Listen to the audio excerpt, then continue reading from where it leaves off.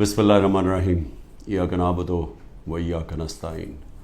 मेरे पाकिस्तानियों, आज IMF के डेलीगेशन से मैंने मीटिंग की और मेरी टीम ने, और इस मीटिंग का मकसद जिस तरह सबको अंदाज़ा होगा, वो मीटिंग का मकसद ये था कि IMF एक 9 महीने के लिए एक प्रोग्राम लेके आ रहा है जिसको स्टैंड बाय एग्रीमेंट कहते हैं। ये क्यों लेके आ रहा है? क्योंकि अगर ये IMF का अब कर्ज़ा जो $3 अरब का इनको नहीं मिलता, तो ये याद रखें कि पाकिस्तान, जो मैं आज से साल पहले कह रहा था, बल्कि 13 महीने पहले मैंने जब कहा, तो मेरे ऊपर इन्होंने कहा गद्दारी का केस करना चाहिए। सारा शोर मच गया कि इमरान खान मुल्क के अंदर एक वो फ़िज़ा बना रहा है जिससे मुल्क की मैशत को नुकसान होगा। मैं ये कह रहा था कि जिस तरह ये हुकूमत जा रही है, पाकिस्तान को डिफ़ॉल्ट का खदशा है।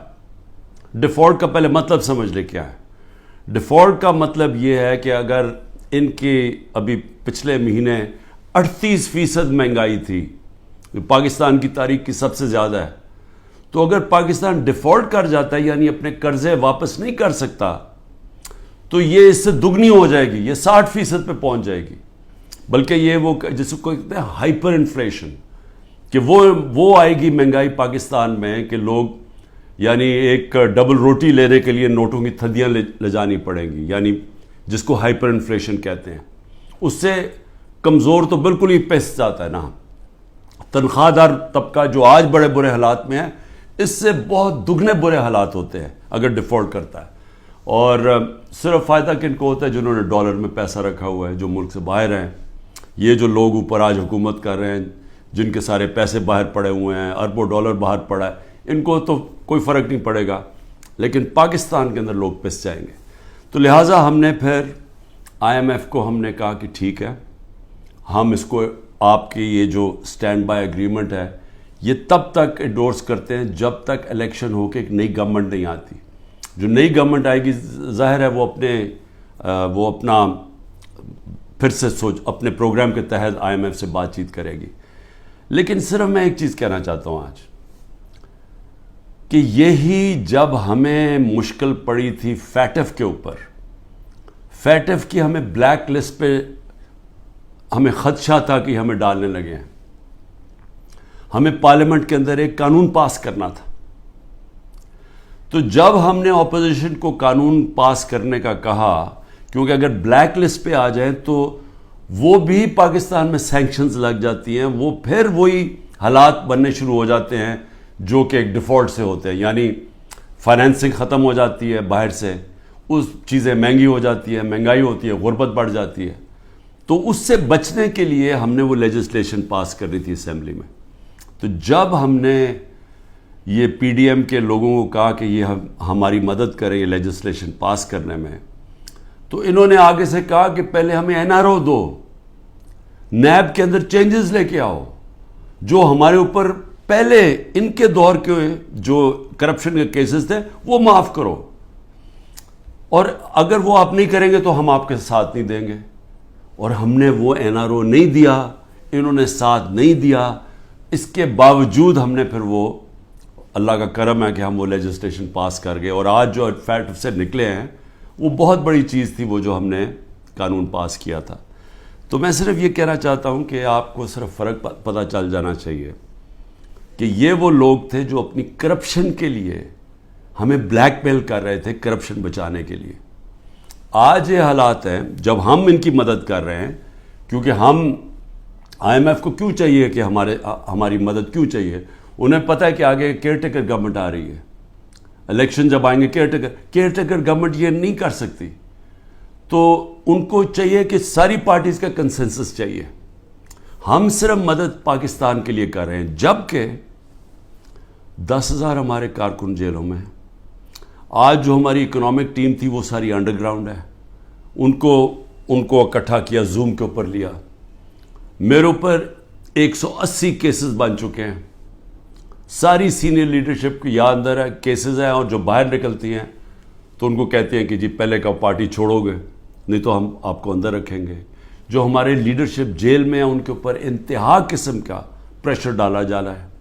جو بھی گلگت بلتستان کے اندر جو ڈرامہ کیا گیا ہے, آپ یہ سوچیں کہ جو ممبرز کے اوپر انہوں نے پریشر ڈالا, ہمارے پاس تو نمبر پورے تھے, پہلے پارلیمنٹ کے اندر گھسنے نہیں دیا, اب اس کے بعد ایک ایک ممبر کے اوپر پریشر ڈالا ہے, وہی کرنے جا رہے ہیں جو کہ انہوں نے آزاد کشمیر میں کیا تھا.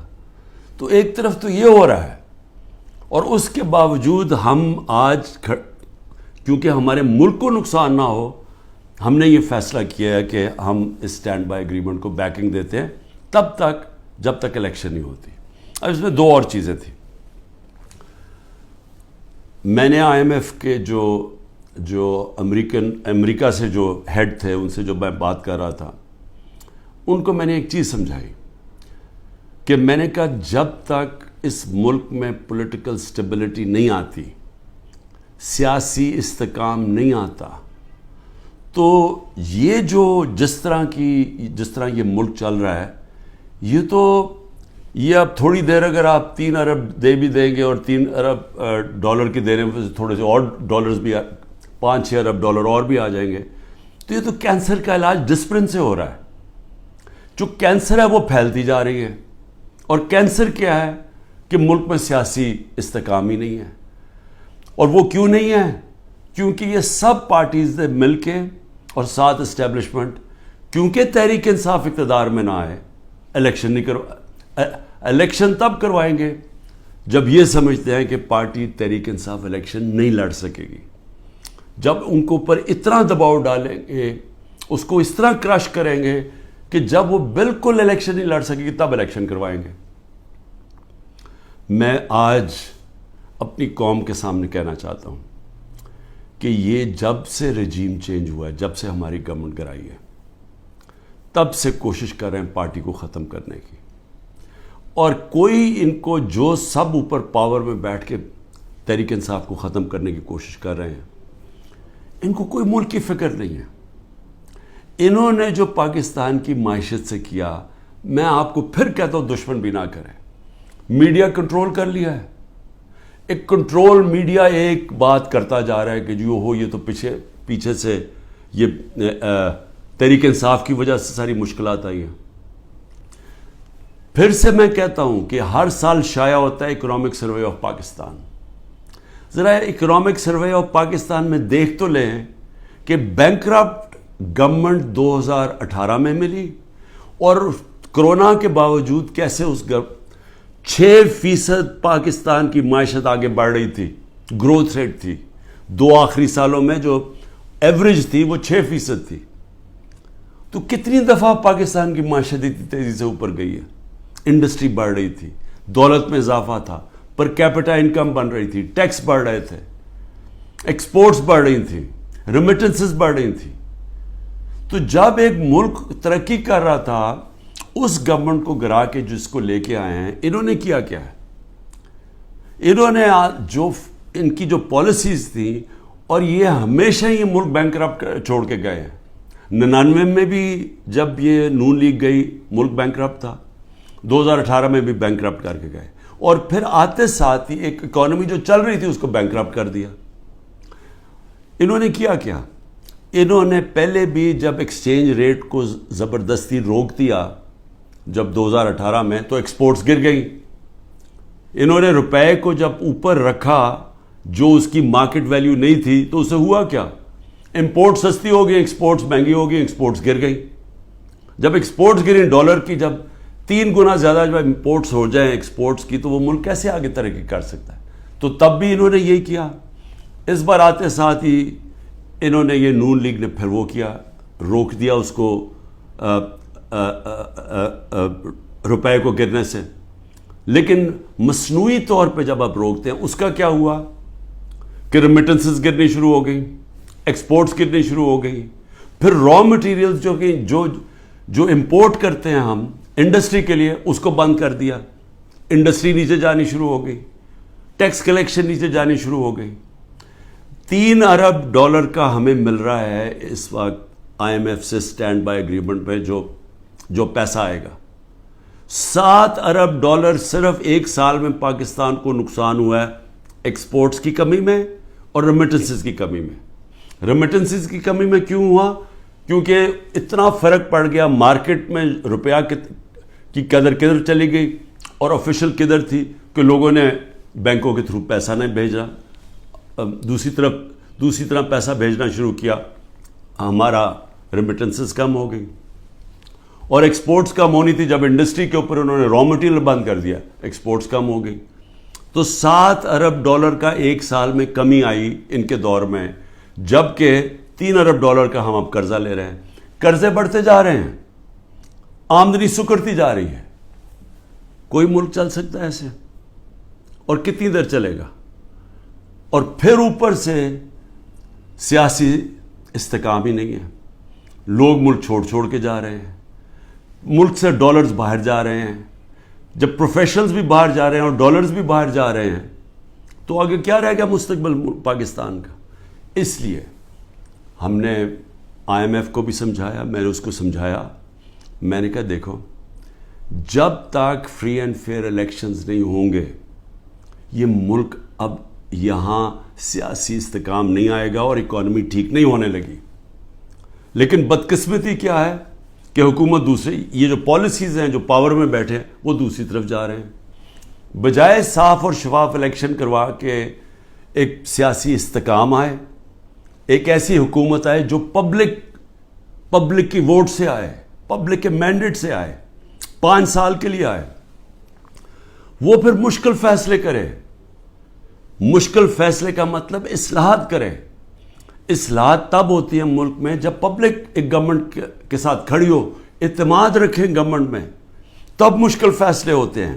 جب وہ گورنمنٹ ان کو کہے کہ یہ ہم اس ملک میں سرجری کر رہے ہیں، یہ ہم اصلاحات کر رہے ہیں، آپ کو شروع میں تکلیف ہوگی لیکن بعد میں آپ کے حالات بہتر ہو جائیں گے. لیکن وہ گورنمنٹ کر سکتی ہے جس کو پبلک اس پہ اعتماد رکھے. اب ان کے اوپر کس نے اعتماد رکھنا ہے؟ کیونکہ جو انہوں نے کہا کہ جی میں 200 سے کم روپیہ کروں گا، آتے ساتھ اس نے کہا ڈالر کم کروں گا، پہلے تو کہا 100 سے کم کروں گا، یہ سارے انہوں نے نعرے مارتے رہے. ہم مہنگائی کم کریں گے، مہنگائی بھی تاریخی، روپیہ بھی تاریخی طور پہ نیچے گرا. اس کے علاوہ جو انہوں نے وعدے کیے سب کے سامنے ہیں کہ کدھر کھڑے ہیں، لوگوں کے آج حالات کیا ہیں. تو اب ان کے اوپر تو اعتماد آنے نہیں لگا. جو کوشش کی جا رہی ہے انجینئرنگ کی، وہ یہ لوگ پھر واپس آ جائیں گے. تحریک انصاف کو کوشش کی جا رہی ہے کہ اس کو ختم کیا جائے. تو اس سے تو سیاسی استحکام نہیں آنے لگا اور اس سے تو آگے کوئی ملک کا مستقبل ہی نظر آ رہا.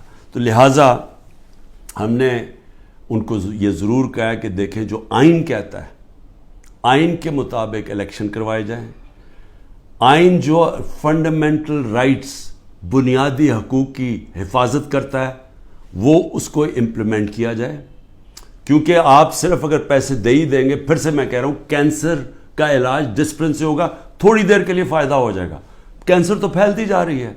کینسر تو تب ختم ہوگی اس ملک میں، کاٹ کے جب نکالی جائے گی، جب ایک مینڈیٹ والی پبلک کی بیکنگ سے گورنمنٹ آئے گی، وہ مینڈیٹ اس کے پاس ہوگا، وہ پھر ایک وہ سرجری کاٹ کر کے جو اس ملک کے اندر جو غلط چیزیں آ گئی ہیں، جو ہماری ملک کے اندر اصلاحات چاہیے ہیں، جو مشکل فیصلے چاہیے ہیں، جو رول آف لا، قانون کی بالادستی قائم کریں تاکہ ملک میں باہر سے انویسٹمنٹ آئے، سرمایہ کاری ہوگی تو دولت کے اندر اضافہ ہوگا.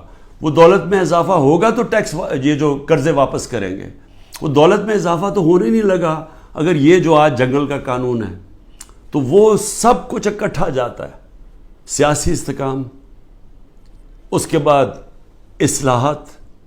اصلاحات میں سب سے پہلی اصلاحات رول آف لا، قانون کی حکمرانی، یہ جو جنگل کا قانون ہے یہ ختم کیا جائے، اور اس کے بعد پھر سرمایہ کاری ہو، اور اس کے بعد اس ملک کے اندر دولت میں اضافہ ہو، اور اس کے بعد ہم اپنے قرضے واپس کریں اور خوشحالی آئے پاکستان میں، لوگوں کو نوکریاں ملیں، بے روزگاری ختم ہو، دولت میں اضافہ، لوگوں کو باہر نہ جانا پڑے.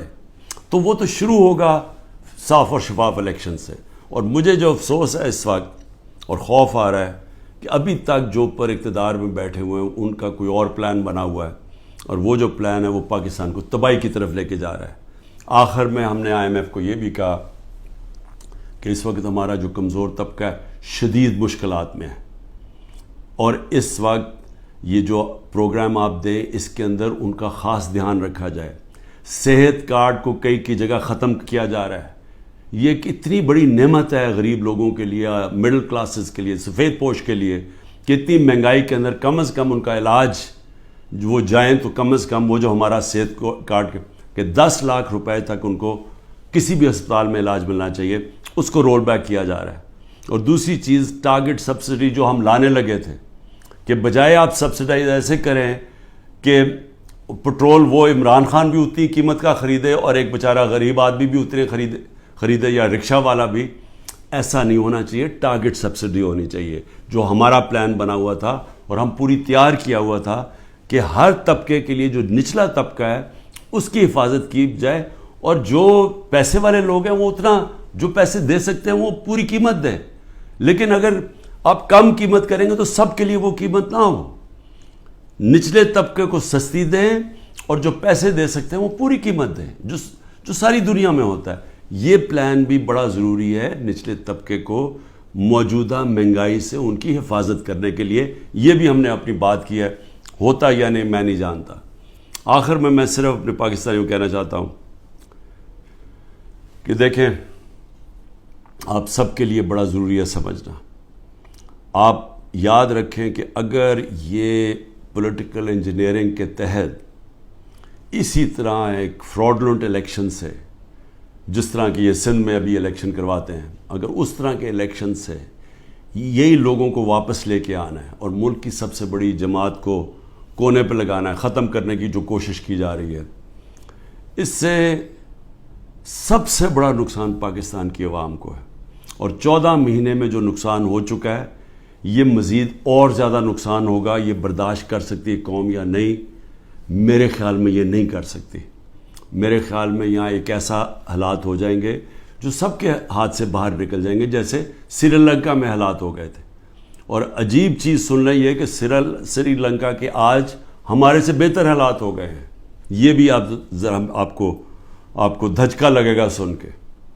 پاکستان پائندہ باد.